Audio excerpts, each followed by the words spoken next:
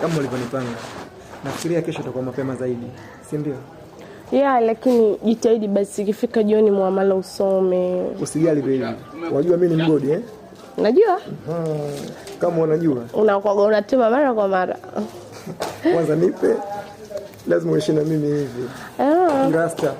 Kihuni kisela. Sema mtaani umetulia sana.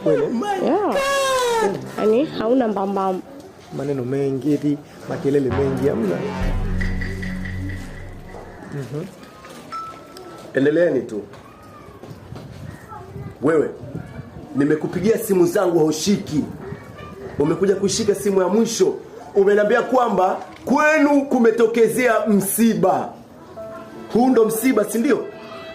Tena upo na unanichukuliaje mimi? Hivi nikuoneshe mapenzi gani wewe ili urizike? Nikuoneshe mapenzi gani wewe ili urizike sasa? Mimi naamini wanawake wote ni mbuzi bwana. Kasoro mama zetu tu ambao wametuzaa. Na huyu naye yupo kwenye orodha. Baby, kwema hapa? Yeah baby. Sijategemea kama utakuja sasa hivi. Sasa unataka nje saa ngapi wakati hapa ni kwangu? Ni kweli lakini imekuwa hafla. Ni rafiki yangu. Hakuwa na maelewano mazuri na mwenzake. So nilikuwa najaribu kuwapatanisha. Lakini wameelewana, nafikiri kila kitu kinaenda kwa sawa. Eti si ndio Vizuri. Ila mapenzi hayaingilii. Wakija wakipatana watakuja wakae kuseme.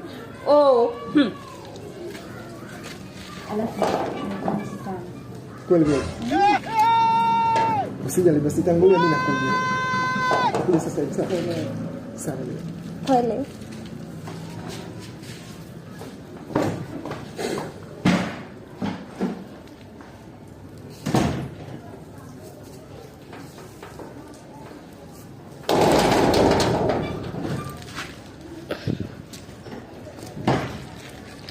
Nilo, samani.